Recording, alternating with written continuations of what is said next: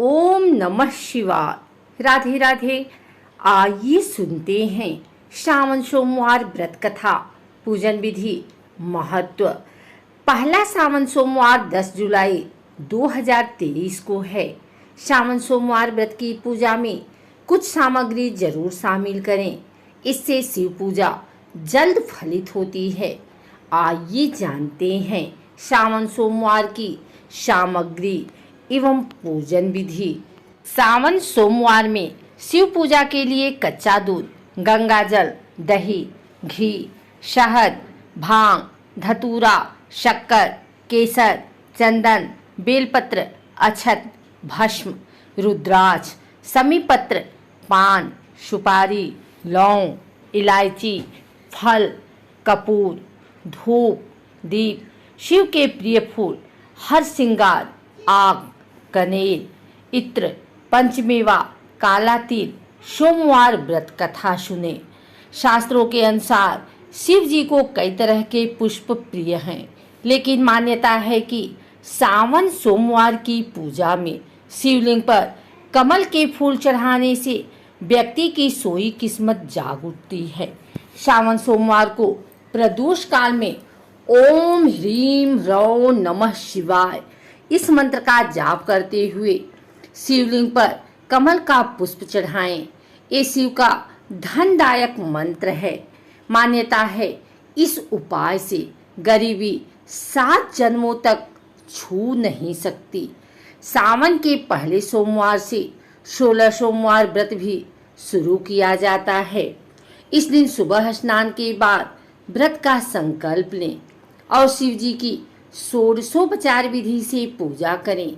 शाम को प्रदोष काल मुहूर्त में घर या मंदिर में शिवलिंग का अभिषेक करें।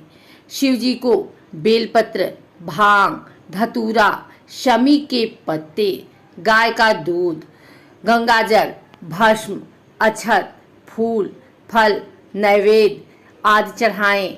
श्रावण सोमवार व्रत कथा का पाठ करते हैं। शिव चालीसा, शिव रक्षा स्तोत्र पढ़ते हैं। शिव मंत्रों का जाप करें, आरती करें और जरूरतमंदों को वस्त्र, अनाज, तिल, गुड़, चांदी, रुद्राक्ष आदि का दान करें। अगर आपकी कोई मन्नत पूरी ना हो रही हो या फिर तमाम प्रयासों के बावजूद आपके करियर में सफलता न मिल रही हो या व्यक्तिगत जीवन में परेशानी चल रही हो, कोई भी दिक्कत हो तो परेशान होने के बजाय अब की श्रावण सोमवार का व्रत करके यहाँ सुनाई गई व्रत कथा का श्रवण करें।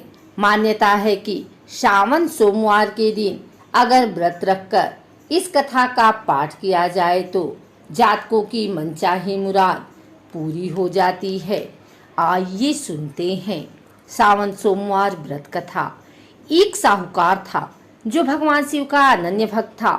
उसके पास धन धान्य किसी भी चीज की कमी नहीं थी, लेकिन उसकी कोई संतान नहीं थी और वह इसी कामना को लेकर रोज शिव जी के मंदिर जाकर दीपक जलाता था। उसके इस भक्ति भाव को देखकर एक दिन माता पार्वती ने शिव जी से कहा कि प्रभु, यह साहूकार आपका अनन्य भक्त है, इसको किसी बात का कष्ट है तो आप इसके कष्ट को दूर कीजिए।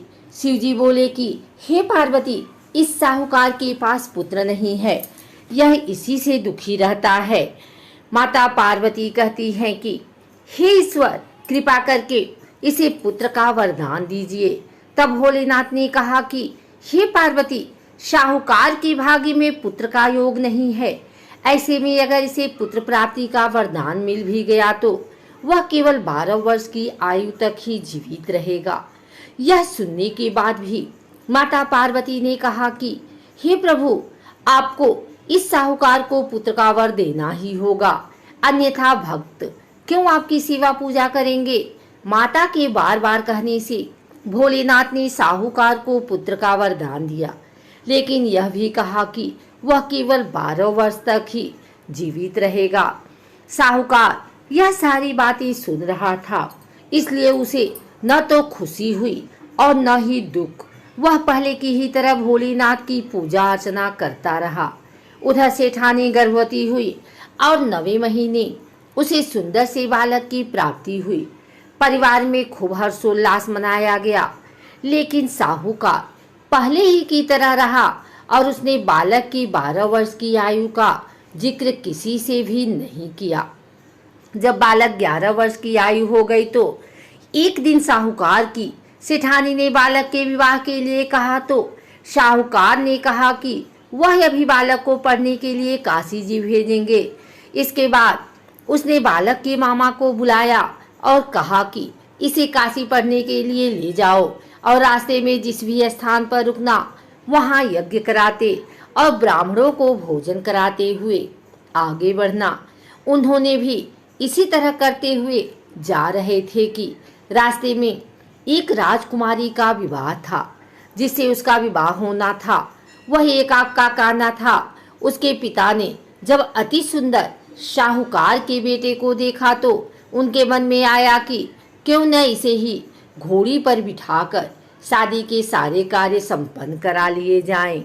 तो उनके मामा ने बात की और कहा कि इसके बदले में वह अथाह धन देंगे, तो वह भी राजी हो गए। इसके बाद साहूकार का बेटा विवाह की वेदी पर बैठा और जब विवाह कार्य संपन्न हो गए तो जाने से पहले उसने राजकुमारी की चुनरी के पल्ले पर लिखा कि तेरा विवाह तो मेरे साथ हुआ है, लेकिन जिस राजकुमार के साथ भेजेंगे लोग वह तो एक आग का काना है। इसके बाद वह अपने मामा के साथ काशी के लिए चला गया। उधर जब राजकुमारी ने अपनी चुनरी पर यह लिखा हुआ पाया तो उसने राजकुमार के साथ जाने से मना कर दिया। राजा ने भी अपनी पुत्री को बारात के साथ विदा नहीं किया। बारात वापस लौट गई। उधर मामा और भांजे काशी पहुंच गए थे। एक दिन जब मामा ने यज्ञ रचा और भांजा बहुत देर तक बाहर नहीं आया तो मामा ने अंदर जाकर देखा तो भांजे के प्राण निकल चुके थे। वह बहुत परेशान हुए, लेकिन सोचा कि अभी रोना पीटना मचाया तो ब्राह्मण चले जाएंगे और यज्ञ का कार्य अधूरा रह जाएगा। जब यज्ञ संपन्न हुआ तो मामा ने रोना पीटना शुरू किया। उसी समय शिव पार्वती उधर से जा रहे थे तो माता पार्वती ने शिव जी से पूछा, हे प्रभु, यह कौन रो रहा है? तभी उन्हें पता चला कि यह तो भोलेनाथ के आशीर्वाद से जन्मा साहूकार का पुत्र है। तब माता पार्वती कहती हैं कि हे स्वामी, इसे जीवित कर दें, अन्यथा रोते रोते इसके माता पिता के प्राण निकल जाएंगे। तब भोलेनाथ ने कहा कि हे पार्वती, इसकी आयु इतनी ही थी सो वह भोग चुका है, लेकिन माँ के बार बार आग्रह करने पर भोलेनाथ ने उसे जीवित कर दिया। लड़का ओम नमः शिवाय करते हुए जी उठा और मामा भांजे दोनों ने ईश्वर को धन्यवाद दिया और अपनी नगरी की ओर लौटे। रास्ते में वही नगर पड़ा और राजकुमारी ने उन्हें पहचान लिया। तब राजा ने राजकुमारी को साहूकार के बेटे के साथ बहुत सारे धन धान्य के साथ विदा किया। उधर साहूकार और उसकी पत्नी छत पर बैठे थे। उन्होंने यह प्रण कर रखा था कि यदि उनका पुत्र सकुशल न लौटा तो वह छत से कूदकर अपने प्राण त्याग देंगे। तभी लड़के के मामा ने आकर साहूकार के बेटे और बहू के आने का समाचार सुनाया, लेकिन वे नहीं माने तो मामा ने शपथ पूर्वक कहा। तब तो दोनों को विश्वास हो गया और दोनों ने अपने बेटे बहू का स्वागत किया। उसी रात साहूकार को स्वप्न में शिव जी ने दर्शन दिया और कहा कि तुम्हारे पूजन से मैं प्रसन्न हुआ। इसी प्रकार जो भी व्यक्ति इस कथा को पढ़ेगा या सुनेगा उसके समस्त दुख दूर हो जाएंगे और मनोवांछित फलों की प्राप्ति होगी।